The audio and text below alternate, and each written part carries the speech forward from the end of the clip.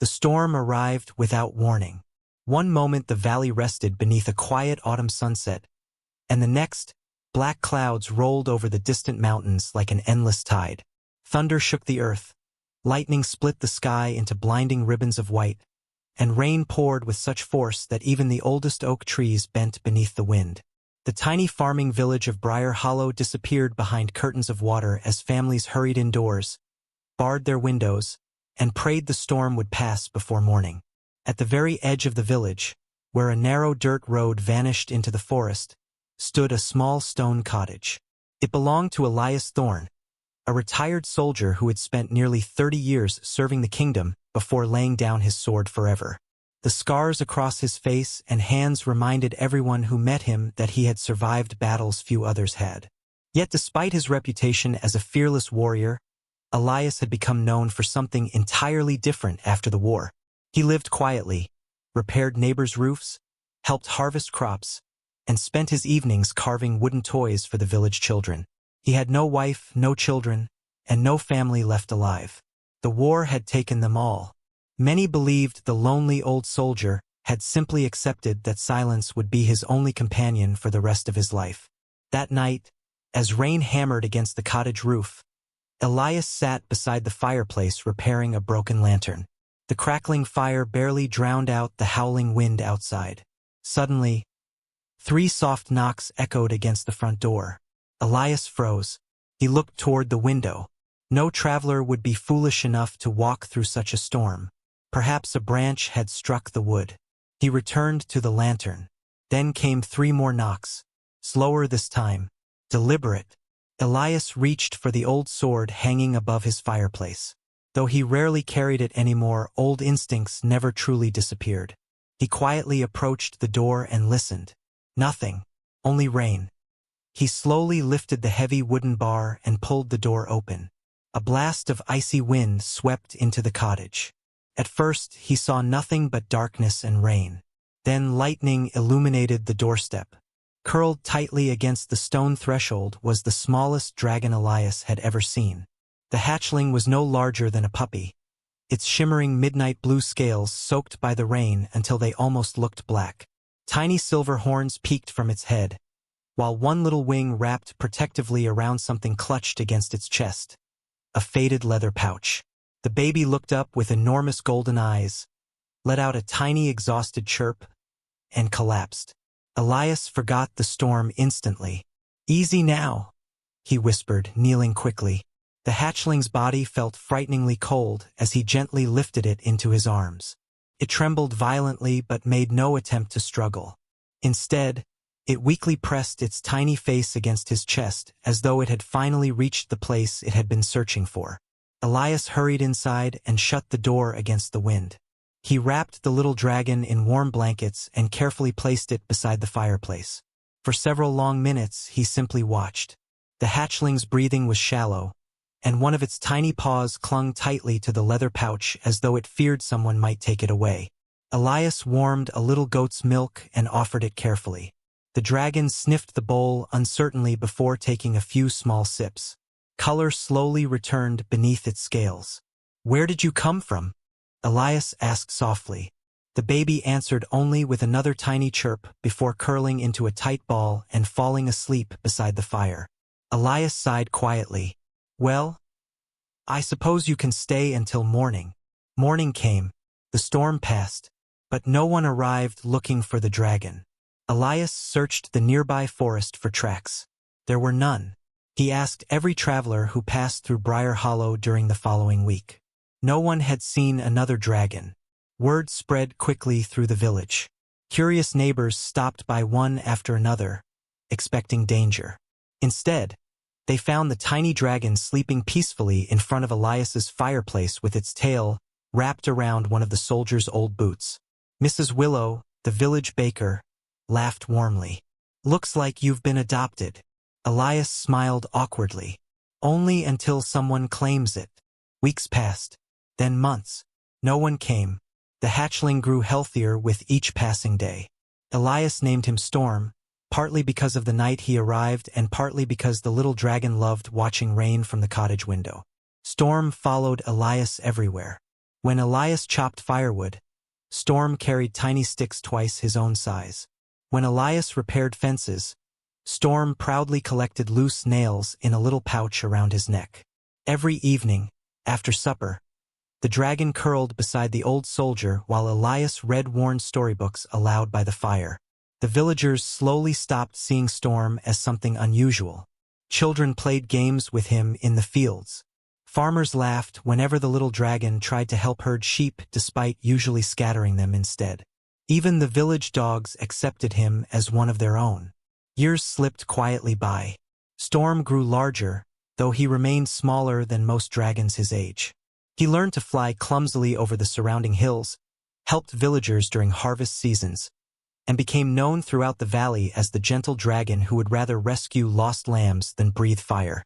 Elias raised him not as a weapon or a guardian, but simply as a son. They rarely spoke about the dragon's mysterious arrival. There had never been answers. The old leather pouch remained unopened all those years because Storm became strangely distressed whenever anyone tried to untie its weathered strings. Elias respected that. "Whatever's inside," he always said gently, "you'll open it when you're ready." 20 peaceful years passed. Briar Hollow prospered. Elias grew gray-haired and slower with age, while Storm matured into a magnificent young dragon whose midnight blue scales shimmered beneath the sun like polished sapphire.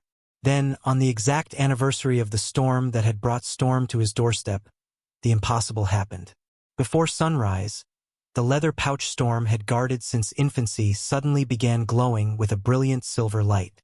The old strings untied themselves. The flap slowly opened. Inside lay an ancient crystal, a folded parchment sealed with royal wax, and a golden dragon crest that had not been seen for more than 2 decades. As Storm stared silently at the objects, the crystal projected a shimmering image into the room. A woman wearing silver dragon armor, her face filled with both love and sorrow. She looked directly at Storm. Then she spoke the words that would change everything Elias believed about the rainy night 20 years earlier. "If you are seeing this," she said softly, "then my son, you survived." The room fell completely silent. The glowing image hovered above the old leather pouch, its silver light filling every corner of Elias's small cottage. Storm stood frozen, his golden eyes locked on the woman before him. Though he had never seen her face before, something deep inside him stirred. A feeling beyond memory, beyond thought. It was recognition. The woman's expression softened as though she could somehow see the dragon standing before the message, even though she had recorded it 20 years earlier. "My beloved son," she began, her voice calm despite the sadness in her eyes. "If this crystal has awakened, then fate has been kinder than I ever dared hope. It means you lived, even if I could not remain beside you." Storm's breathing became uneven. Elias slowly stepped beside him, resting one weathered hand gently against the dragon's foreleg. Storm did not look away from the image, but he leaned slightly toward the old soldier, silently seeking the comfort he had known since childhood. The woman continued, "My name is Queen Seraphine of House Valemere, ruler of the Western Dragon Realm. 20 years ago, our kingdom was betrayed." Behind her, the crystal briefly projected flashes of memory. Peaceful dragon cities burning beneath dark skies, towers collapsing in fire, dragons battling through smoke, and frightened families fleeing across the mountains. "Our enemies could not defeat us through honor," she said quietly. "So they chose deception. They struck while our hatchlings slept." Elias listened in stunned silence. He had heard stories of a dragon kingdom disappearing decades ago, but no one had ever learned the truth behind its fall. Most believed the royal family had died defending the capital. The queen's image lowered her eyes for a moment before speaking again. "When the palace gates were breached, your father remained behind with the royal guard to delay the invaders. He knew he would never leave alive." A faint smile crossed her face despite the tears gathering in her eyes. "His final order was simple: save our son." Storm's wings trembled. Elias felt the young dragon's emotions rising like waves beneath calm water. The old soldier quietly tightened his grip on Storm's shoulder. "I fled through the eastern mountains, the queen continued. For 3 days I carried you through storms, forests, and abandoned valleys while our enemies searched every road. More images appeared. A younger version of the queen ran through heavy rain with a tiny dragon hatchling wrapped beneath her cloak. She looked exhausted, wounded, but determined. Then, she whispered, I remembered an old prophecy. The crystal shifted again. This time it showed an elderly dragon sage standing beside a stone altar decades earlier. His words echoed softly through the room. When the royal line stands upon the edge of extinction, the heir shall be hidden not among kings, but within the heart of a forgotten hero. A warrior who has lost everything shall become the child's greatest shield. Elias frowned. A forgotten hero? The queen nodded gently. I did not understand the prophecy until I reached the human kingdoms. She smiled sadly. There, I heard stories of a soldier who had survived countless battles, yet chose kindness over glory once peace returned. A man who expected nothing, and therefore could never be bribed by power. Storm slowly turned his head toward Elias. His golden eyes shimmered with tears. The queen's gaze seemed to follow. His name was Elias Thorn. Elias felt his heart stop. I watched your cottage from the forest for 2 days, the queen continued. I saw you repair a widow's roof without accepting payment. I saw you carry an injured child home after an accident. I saw you leave food outside your door every winter for travelers who had nowhere else to go. She smiled warmly. Then I knew the prophecy had led me to the right place. Elias closed his eyes briefly, remembering the terrible storm 20 years earlier. That night, the queen whispered, I left you on his doorstep because I believed he would protect you better than any army. Storm's breathing caught. The queen's expression grew sorrowful once more. By the time I placed you there, I had already been poisoned. Elias looked sharply toward the crystal. No, the queen nodded slowly. I had only hours left. She looked directly at Storm. I wanted to hold you until sunrise, but I knew I would never see another dawn. Storm let out a low, heartbreaking sound that echoed through the cottage. Elias gently rested both hands against the dragon's neck. You never abandoned me, Storm whispered, tears finally falling. You saved me. The queen smiled through her own tears. Every mother hopes to watch her child grow. She paused. I was given something different. Her eyes lifted toward Elias. I was given someone else who would. Elias stood speechless. The queen bowed her head toward him. Sir Elias Thorn, though we never truly met, thank you.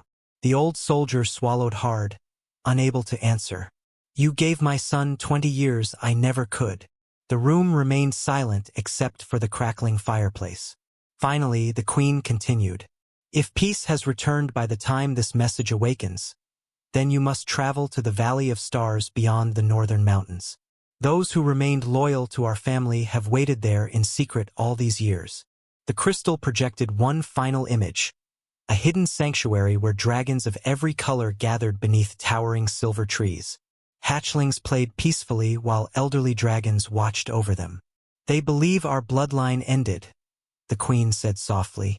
Show them the royal crest, and they will know hope survived. The image slowly began fading. Storm stepped forward desperately. Wait, he cried. Mother! The queen smiled one last time. You have already honored me, she whispered. Not by becoming a prince, but by becoming a good son. She looked gently toward Elias. Never forget, family is not only the one you are born into. Her eyes rested warmly on the old soldier. It is also the one that chooses to love you. The silver light dimmed. The crystal grew quiet. The room returned to stillness. Storm lowered his head, tears falling silently onto the wooden floor. Elias embraced the dragon as he had done countless times when Storm was only a frightened hatchling after a nightmare. Neither spoke for a long while. At last Storm looked up. Father, he said quietly. It was the first time he had ever used the word. Elias's eyes filled with tears. Yes, son? Storm glanced toward the royal crest lying beside the folded parchment. I think It's time we discovered why Mother believed my story wasn't over. Outside the cottage, the first gentle rain of autumn began falling once again. The same soft rain that had brought a lonely dragon hatchling to a soldier's doorstep exactly 20 years before. Far beyond the northern mountains, beneath ancient silver trees, an elderly dragon suddenly lifted his head toward the distant horizon. Around his neck hung a pendant identical to the royal crest now resting in Storm's hands. After 2 decades of waiting, he whispered only 3 words before tears blurred his vision. "The prince lives." The following morning, Briar Hollow awoke to an unusual sight. Villagers gathered quietly outside Elias Thorne's cottage, not because danger had come to the valley, but because word had spread that Storm and the old soldier were leaving on a journey. Nobody knew the full truth, only that the mysterious leather pouch the dragon had guarded since infancy had finally opened and revealed something important.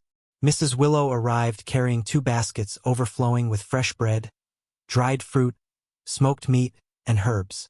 "You'll need proper food," she said firmly, pretending not to wipe away the tears gathering in her eyes.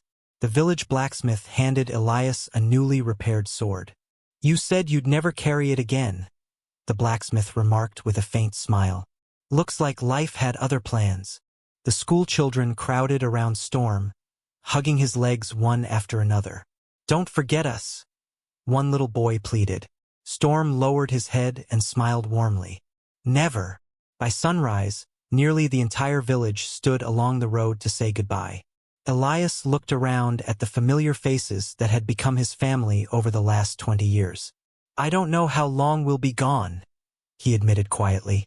Mrs. Willow laughed through her tears. "Then come back before the bread gets stale." Gentle laughter spread through the crowd, easing the sadness for a moment. Storm folded his great midnight blue wings respectfully before the villagers. "Everything good inside me," he said softly, "was taught here."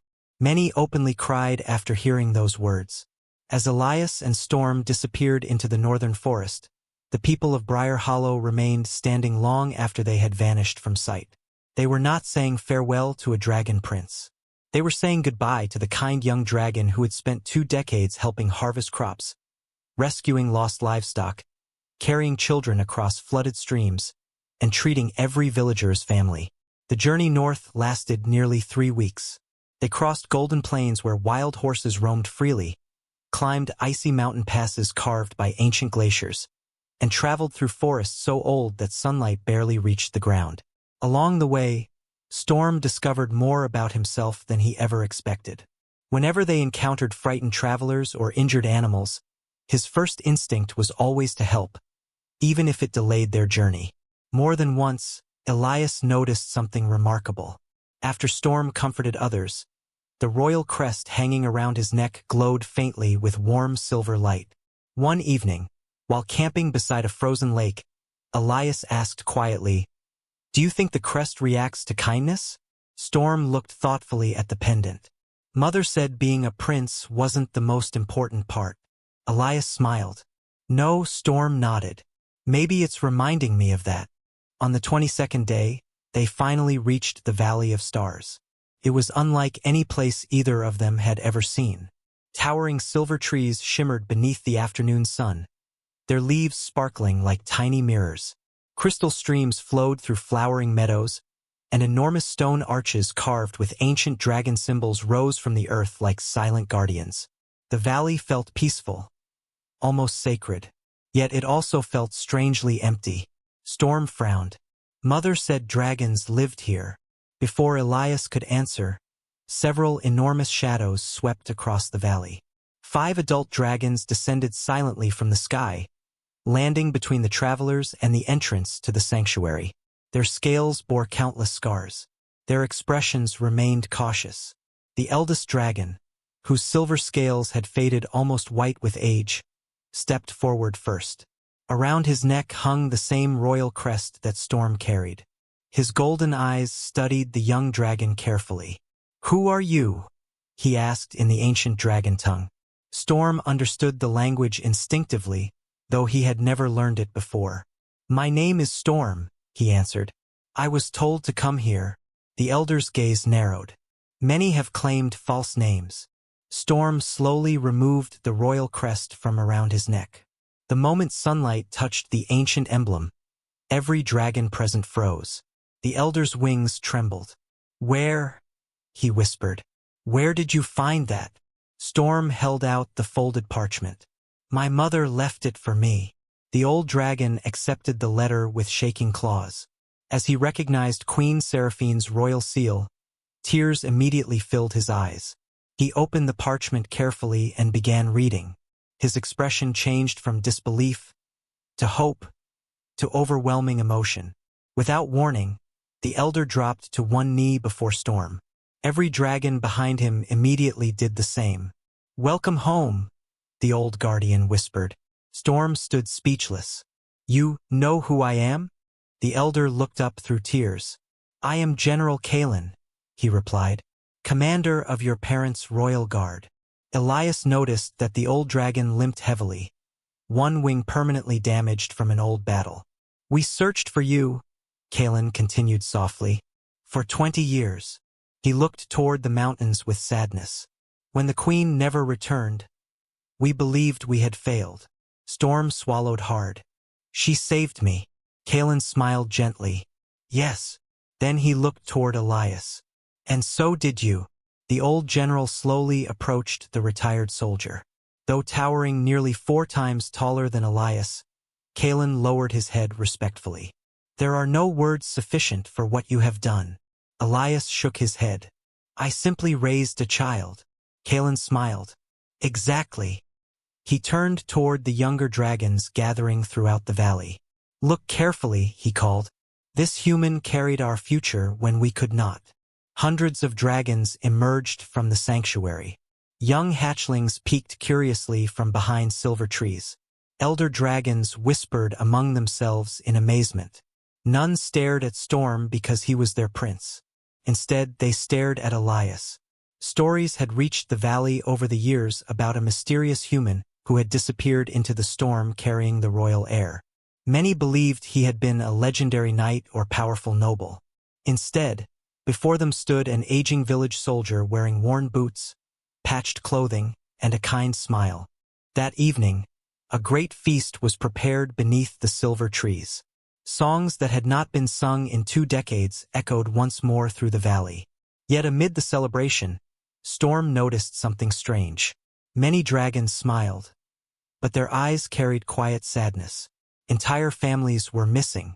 Empty places remained around the great tables where loved ones had once sat. The war had ended, but its wounds had never fully healed. As the stars appeared overhead, General Kalen joined Storm beside a peaceful stream. "Tomorrow," the old dragon said gently, "the council will ask whether you wish to reclaim your throne."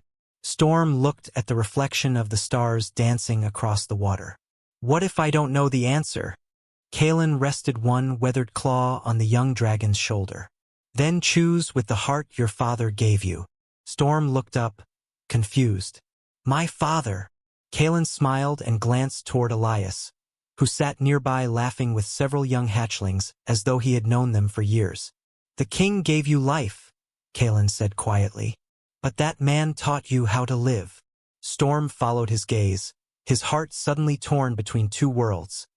The kingdom that had waited 20 years for its prince, and the quiet little village where a lonely soldier had become his father.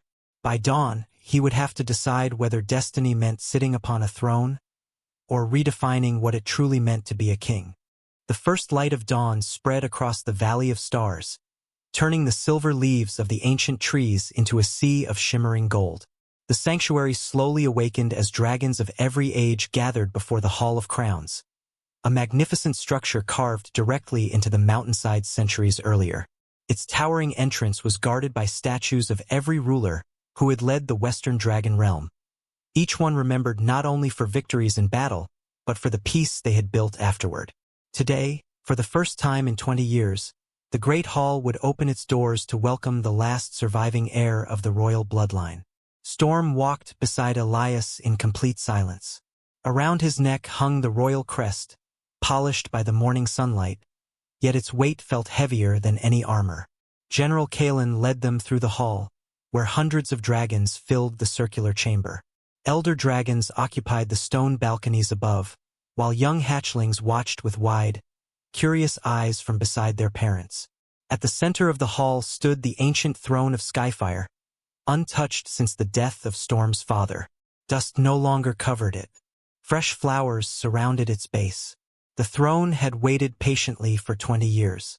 When Storm entered, every dragon lowered their head in respect. The silence was profound. General Kalen stepped forward. "People of the Western Dragon Realm," he announced, his voice echoing through the chamber. "Today we welcome home Prince Storm, son of King Alaric and Queen Seraphine, whose courage preserved our future through the darkest chapter of our history." Gentle applause echoed through the hall. Kalen then turned toward Storm. "By the ancient laws of our kingdom, the throne is yours whenever you choose to claim it." Every eye turned toward the young dragon. Storm slowly walked toward the empty throne but stopped several steps away. He stared at it for a long time without speaking. Then he looked around the hall. He saw dragons who had lost parents, children who had grown up without families, elders who had spent 2 decades believing their kingdom had ended forever. Finally, he turned toward Elias, who stood quietly near the entrance, trying not to draw attention to himself. The old soldier simply smiled with quiet encouragement. Storm took a slow breath. "When I was little," he began, "I believed every family looked like mine." A few dragons exchanged puzzled glances. "Every morning I woke up in a small stone cottage. My father made breakfast before the sun rose. He complained every winter that I tracked mud across the floor after flying through snow. Every harvest we helped our neighbors. Every evening we sat beside the fire while he read stories until I fell asleep." A warm smile spread across his face. "I thought that was what every prince did." Soft laughter filled the hall. Even Kalen smiled. Storm's expression grew more thoughtful. "Then I learned the truth. I learned I had another family, another home, another history." He gently touched the royal crest resting against his chest. "For many nights I asked myself which life truly belonged to me." The hall remained completely silent. Storm looked directly at the throne. "This throne represents my parents' sacrifice." He looked toward the gathered dragons. "It also represents your hope." He paused before continuing. "But my mother's final message taught me something even more important." His golden eyes searched the room. "She didn't ask me to become a king." He smiled softly. "She asked me to become a good son." Storm slowly turned toward Elias. "The greatest lesson I ever learned was never taught inside a palace." He walked across the hall until he stood beside the old soldier. "It was taught by a man who believed helping strangers mattered more than winning battles. A man who never once treated me like a prince." Elias lowered his head modestly. Storm placed one gentle wing around his shoulders. "He treated me like family." Many dragons quietly wiped tears from their eyes. General Kalen himself struggled to hold back emotion. Storm looked back toward the throne. "So today, I will accept my responsibility." The dragons straightened hopefully. "But I will not rule alone." Murmurs spread through the chamber. Storm continued. "For 20 years this kingdom survived because its people protected each other without a king. You rebuilt this sanctuary together. You raised orphaned hatchlings together. You kept hope alive together." He smiled. "That is the kingdom I want to lead." Elder dragons slowly nodded. Storm stepped toward the throne but did not sit upon it. Instead, he rested one claw gently on its armrest. "From this day forward," he declared, "no dragon or human shall ever be judged by blood alone. We know better than anyone that family can be chosen." He looked around the hall. "Our borders will remain open to those who seek peace. We will rebuild friendships with the human kingdoms. We will protect the weak instead of measuring worth by strength." His words echoed through the chamber. Because 20 years ago, a lonely soldier proved that kindness could save a kingdom. Thunderous applause erupted. Young hatchlings cheered. Elder dragons bowed their heads. General Kalen smiled through tears. Later that afternoon, Storm led a small group back to Briar Hollow. The villagers froze in astonishment as dozens of dragons circled peacefully above their homes before landing in the fields beyond the village. Mrs. Willow nearly dropped her basket of bread when she saw Storm walking toward her with Elias beside him. "You're home!" she cried. Storm laughed warmly. "I promised I would be."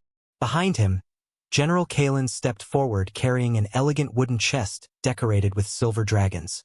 He placed it gently before the villagers. "This," he announced, "contains seeds from the Valley of Stars, healing herbs found nowhere else in the world, and crystal water that will restore your orchards for generations." The villagers stared in amazement. Kalen smiled. "It is a small gift from one family to another." From that day onward, Briar Hollow and the Western Dragon Realm became the closest of allies. Human children visited the Valley of Stars to learn dragon history, while young dragons spent summers helping farmers harvest crops and repair homes. The old fear between their peoples slowly disappeared, replaced by trust built through simple acts of kindness. Elias never moved into the royal palace despite Storm asking many times.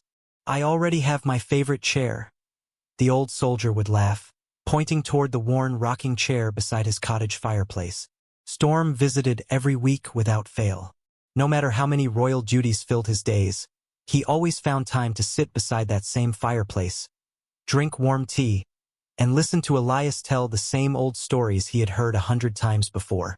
Years later, when children asked King Storm why the Grand Palace contained a single weathered wooden chair beside the throne, he always smiled before answering, "Because every king should remember where home truly began." And after Elias peacefully passed away in his sleep at a remarkable old age, Storm planted a silver tree beside the little stone cottage where a frightened dragon hatchling had once arrived during a terrible storm. Beneath that tree stood a simple stone bearing words chosen by Storm himself. "A hero is not the one who wears a crown, but the one who opens a door on the darkest night and never asks what they might gain in return." Every year thereafter, dragons and humans gathered beneath that silver tree, not to remember a king or celebrate a kingdom, but to honor an old soldier whose quiet compassion had changed history forever by answering a knock at his door during a storm.